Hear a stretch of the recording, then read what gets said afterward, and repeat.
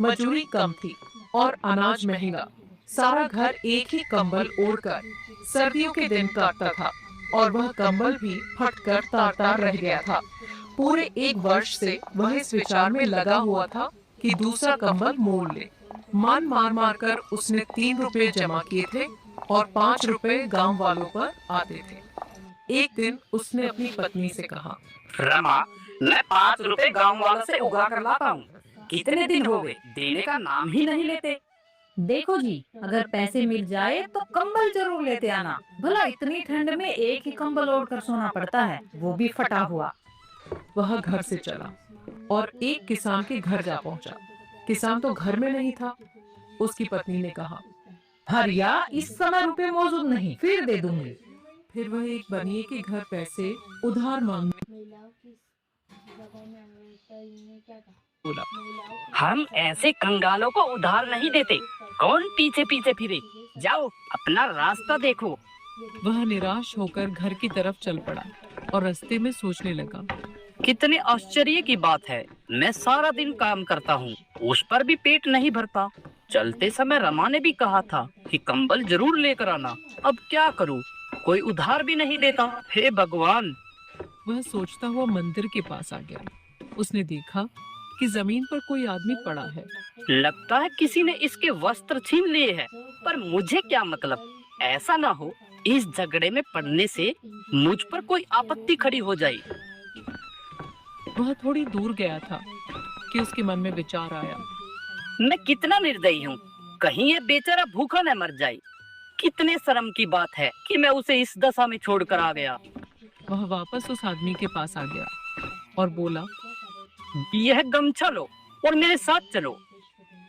तुम बोलते क्यों नहीं? यहाँ ठंड है, घर चलो। वो आदमी हरिया के पीछे पीछे चल पड़ा। तुम कहाँ रहते हो? मैं यहाँ का रहने वाला नहीं हूँ। मैंने भी यही समझा था, क्योंकि यहाँ तो मैं सबको जानता हूँ। तुम मंदिर के पास कैसे आ गए? मैं यह नहीं बता सकता। क्या तुमको किसी ने दुख दिया है? मुझे किसी ने दुख नहीं दिया। अपने कर्मों का भोग है। परमात्मा ने मुझे दंड दिया है। सही कहा भाई, परमेश्वर सबका स्वामी है, परंतु खाने को अन्न और रहने को घर तो चाहिए। तुम अब कहाँ जाना चाहते हो? जहाँ ईश्वर ले जाए। हरिया ने सोचा, अवश्य ही इस पर कोई बड़ी विपत्ति पड़ी है, पर मैं तो कंबल लेने आया था। यहाँ अपना गमछा भी दे बैठा। एक नंगा आदमी साथ है। क्या यह सब देखकर प्रसन्न होगी? कदापि नहीं। मगर चिंता ही क्या है, दया करना आदमी का परम धर्म है। उधर हरिया की पत्नी विचार करने लगी, ऐसा ना हो कि बनिया मेरे पति को ठग ले। वह बड़ा सीधा है, किसी से छल नहीं करता। एक बालक भी उसे फंसा सकता है। 8 रुपए बहुत होते हैं। इतने रुपए में तो अच्छा कंबल मिल सकता है। पिछली सर्दी कितनी कष्ट से कटी। जाते समय उसे देर हो गई थी, परंतु क्या हुआ, अब तक उसे आ जाना चाहिए था। इतने में आहट हुई। रमा बाहर आई।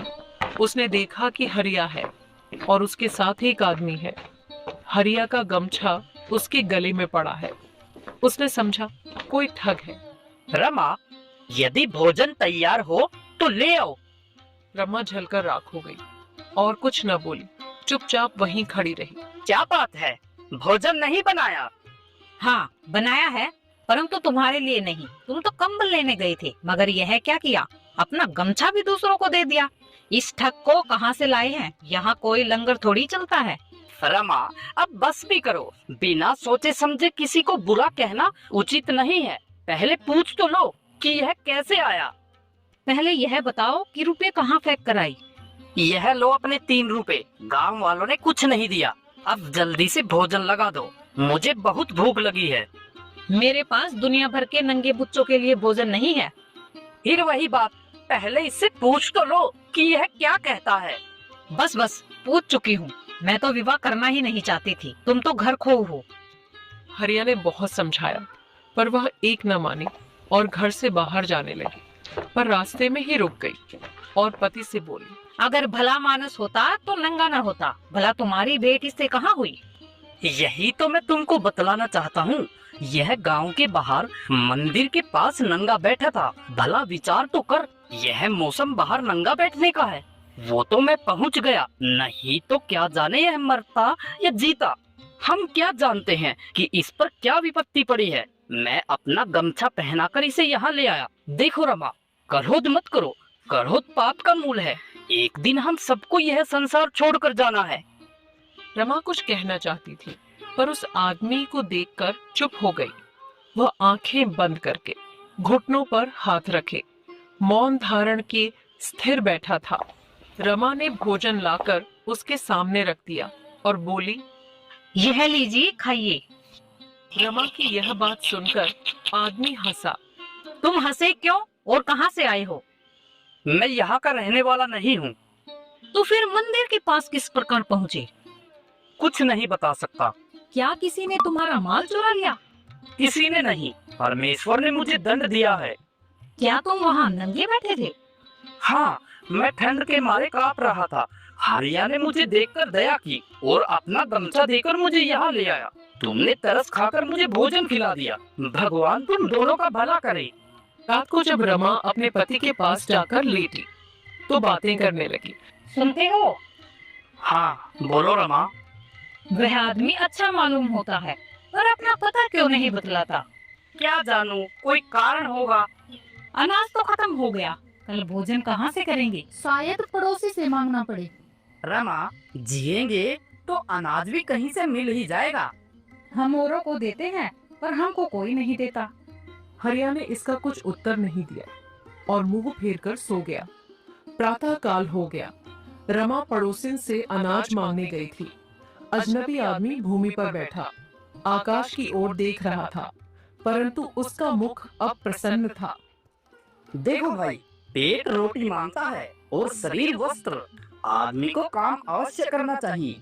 तुम कोई काम जानते हो? मैं कोई काम नहीं जानता। भाई, अभ्यास बड़ी वस्तु है। आदमी चाहे तो सब कुछ सीख सकता है। मैं सीखने को तैयार हूँ, आप सिखा दीजिए। तुम्हारा नाम क्या है? जग्गू। देखो भाई जग्गू, यदि तुम अपना हाल सुनाना नहीं चाहते तो मत सुनाओ, परंतु कुछ काम अवश्य करो। जूते बनाना सीख लो और यहीं रहो। अच्छा ठीक है भाई, आप जैसा बोलोगे मैं वही करूँगा। हरिया ने जग्गू को सूत बांटना, उस पर मोम चढ़ाना, जूते सीलना आदि काम सिखाना शुरू कर दिया। जग्गू 3 दिन में ही ऐसे जूते बनाने लगा मानो सदा से मोची का ही काम करता आ रहा हो। धीरे धीरे 1 वर्ष बीत गया। चारों ओर धूम मच गई कि हरिया का नौकर जग्गू जैसे मजबूत जूते कोई नहीं बनाता।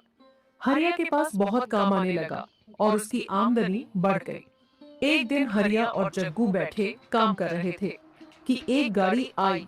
उसमें से एक धनी पुरुष उतरकर झोपड़े के अंदर आ गया और पूछने लगा, तुम में से उस्ताद कौन है? हुजूर, मैं। तुम यह चमड़ा देखे हो? हाँ हुजूर। तुम जानते हो यह किस जात का चमड़ा है? महाराज, यह चमड़ा बहुत अच्छा है। अच्छा, मूर्ख कहीं का। तुमने शायद ऐसा चमड़ा कभी नहीं देखा होगा। यह जर्मन देश का चमड़ा है। इसका मोल 20 रुपए है। भला महाराज, ऐसा चमड़ा मैं कहाँ से देख सकता हूँ? अच्छा, तुम इसका बूट बना सकते हो? हाँ हुजूर, बना सकता हूँ। हाँ हुजूर की बात नहीं है, समझ लो कि चमड़ा कैसा है और बनाने वाला कौन है। यदि साल भर के अंदर कोई टाका उखड़ गया या फिर जूते का रूप बिगड़ गया तो तुझे बंदी खाने जाना पड़ेगा, नहीं तो 10 रुपए मजूरी मिलेगी। उस आदमी के जाने के बाद हरिया ने जग्गू से कहा, भाई जग्गू, काम तो ले लिया, पर कोई झगड़ा न खड़ा हो जाए। चमड़ा बहुत कीमती है और यह आदमी बड़ा क्रोधी। कोई भूल न होनी चाहिए। तुम्हारा हाथ साफ हो गया है। बूट काट तुम दो और सिलाई मैं कर दूंगा। जग्गू बूट काटने लगा। रमा हर रोज अपने पति को बूट काटते देखा करती थी, पर जग्गू की काट देखकर वो चकरा गई कि वह यह कर क्या रहा है। शायद बड़े आदमियों के बूट इसी प्रकार काटे जाते हों। यह विचार कर वह चुप रह गई। जग्गू ने चमड़ा काटकर दोपहर तक स्लीपर तैयार कर लिए। जब हरिया ने वो स्लीपर देखे तो वह घबरा गया। अरे भाई, यह तुमने क्या किया? उसने तो बूट बनाने को कहा था। आप मेरे सिर के बाल न बचेंगे। ये बातें हो ही रही थी कि द्वार पर एक आदमी आया। यह उस धनी आदमी का नौकर था। तुमने बूट बना तो नहीं डाले? हाँ हाँ, बना रहा हूँ। मेरे मालिक का देहांत हो गया है, अब बूट बनाना व्यर्थ है। उस दिन वह घर तक भी नहीं पहुँच पाए, गाड़ी में ही प्राण त्याग दिए। उनकी धर्मपत्नी ने कहा है कि उस चमड़े के स्लीपर बना दो। अच्छा जी, यह लो आपके स्लीपर। आदमी स्लीपर लेकर चलता बना। एक दिन रमा चूल्हे में आग जला रही थी। उसका लड़का बाहर खेल रहा था। हरिया और जग्गू बैठे जूते बना रहे थे कि हरिया के लड़के ने आकर कहा, जग्गू चाचा, देखो देखो तो कोई औरत दो लड़कियों को लेकर हमारी तरफ आ रही है। जग्गू ने देखा कि एक औरत छोटी छोटी कन्याओं के साथ चली आ रही है। कन्याओं का एक सा रंग रूप है। भेद केवल ये है कि उनमें से एक लंगड़ी है। वह औरत अंदर आई तो हरिया ने पूछा, बताइए क्या काम है? इन लड़कियों के जूते बना दो। मैं पहले नाप ले लूं, फिर जूते बना देता हूँ। ये जूते बना दो। मैं पहले नाप ले लूं, फिर जूते बना देता हूँ। वह नाप लेने लगा तो देखा कि जग्गू इन लड़कियों को इस प्रकार ताक रहा है मानो पहले कहीं देखा हो। इस लड़की का एक पाँव नहीं है, एक नाम इसका ले लो, बाकी तीन पैर एक जैसे हैं। ये लड़कियां जुड़वा है ना? यह लंगड़ी कैसे हो गई? क्या ये जन्म से ही ऐसी है? नहीं, इसकी माता ने ही इसकी टांग कुचल दी। तो क्या तुम इनकी माता नहीं हो? नहीं बहन, न तो मैं इनकी माता हूँ और न ही कोई रिश्तेदार। मैंने तो सिर्फ इन्हें पाला है। फिर भी तुम इन्हें बड़ा प्यार करती हो। प्यार क्यों न करो? मैंने अपना दूध पिला पिला कर इन्हें बड़ा किया है। मेरा अपना भी बालक था, परंतु उसे परमात्मा ने ले लिया। मुझे इनके साथ उससे भी अधिक प्रेम है। तो फिर ये किसकी कन्याएं हैं? 6 वर्ष पहले इसके माता पिता का देहांत हो गया। पिता की मंगल के दिन मृत्यु हुई और माता की शुक्र को। पिता के मरने के 3 दिन पीछे ये पैदा हुए। इनके माँ बाप मेरे पड़ोसी थे। इनका पिता लकड़हारा था। जंगल में लकड़ियां काटते काटते वृक्ष के नीचे दबकर मर गया। उसी सप्ताह में इनका जन्म हुआ। जन्म होते ही माता भी चल बसी। दूसरे दिन जब मैं उससे मिलने गई तो देखा कि बेचारी मरी पड़ी है। मरते समय करवट लेते हुए इस कन्या की टांग उसके नीचे दब गई। उस समय मेरी गोद में 2 महीने का बालक था। वहाँ खड़े सब लोगों ने यही कहा कि जब तक कोई प्रबंध न हो तुम्हें इन्हें पालो। मैंने इन्हें संभाल लिया। उस समय परमात्मा की कृपा से मेरी छाती में इतना दूध था कि तीनों बालकों को पिलाकर भी वह निकलता था। परंतु कुछ महीनों के बाद मेरा बालक मर गया और ये दोनों पल गई। हमारी दशा पहले से बहुत अच्छी है। मेरा पति एक बड़े कारखाने में नौकर है। मैं इन्हें प्यार में कैसे करूं? ये मेरे जीवन का आधार है।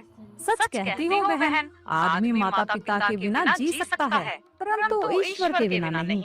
ये बातें हो रही थी कि सारा झोपड़ा प्रकाशित हो गया। सबने देखा कि जग्गू कोने में खड़ा हंस रहा है। औरत लड़कियों को लेकर बाहर चली गई। स्वामी, अब मेरे जाने का समय आ गया है। परमात्मा ने मुझ पर दया की। यदि कोई भूल चूक हुई हो तो मुझे क्षमा करना। मैं जान गया कि तुम साधारण मनुष्य नहीं हो। अब मैं तुम्हें नहीं रख सकता, न कुछ पूछ सकता। केवल यह बता दो कि जब मैं तुम्हें अपने घर लेकर आया तो तुम बहुत उदास थे। जब मेरी पत्नी ने तुम्हें भोजन दिया तुम हंसे। जब वह धनी आदमी बूट बनवाने आया तब तुम हंसे। आज लड़कियों के साथ औरत आई तब तुम हंसे। यह भेद क्या है? तुम्हारे मुख पर इतना तेज क्यों है? तेज का कारण तो यह है कि परमात्मा ने मुझ पर दया की। मैं अपने कर्मों का फल भोग चुका हूँ। ईश्वर ने 3 बातों को समझने के लिए मुझे इस मृत्यु लोक में भेजा था। मैं तीनों बातें समझ गया, इसलिए मैं 3 बार हंसा। परमेश्वर ने यह दंड तुम्हें क्यों दिया था? वे 3 बातें कौन सी है? जरा हमें भी बतलाओ। मैंने भगवान की आज्ञा नहीं मानी थी, इसलिए मुझे यह दंड मिला। मैं देवता हूँ। एक समय भगवान ने मुझे एक औरत की जान लेने के लिए मृत्यु लोक में भेजा। मैं जाकर देखता हूँ कि औरत अति दुर्बल है और भूमि पर पड़ी है। उसके पास तुरंत की जन्मी 2 जुड़वा कन्याएं रो रही है। मुझे यमराज का दूत जानकर वह बोली कि मेरा पति वृक्ष के नीचे दबकर मर गया है, मेरी जान न निकाल। मुझे उसकी बातों पर दया आ गई। मैंने यमराज के पास आकर निवेदन किया कि महाराज, मुझे औरत की बातें सुनकर दया आ गई। उसकी जुड़वा कन्याओं को पालने वाला कोई नहीं है। यमराज ने मुझसे कहा कि जाओ, अभी उसकी जान निकाल लो। और जब तक ये तीन बातें न जान लो कि मनुष्य में क्या रहता है, मनुष्य को क्या नहीं मिलता, मनुष्य का जीवन आधार क्या है, तब तक तुम स्वर्गलोक में न आना। मैंने मृत्युलोक में आकर उस औरत की जान निकाल ली। मरते समय करवट लेते हुए उसने एक लड़की की टांग कुचल दी। मैं स्वर्गलोक की तरफ चला, परंतु उसी समय तूफान आ गया और मेरे पंख उखड़ गए और मैं मंदिर के पास आकर गिर गया। जब तक मैंने मनुष्य का शरीर धारण नहीं किया था, तब तक मैं सर्दी, गर्मी, भूख, प्यास का कष्ट नहीं जानता था। परंतु मृत्युलोक में आने पर पता चला कि दुख क्या वस्तु है।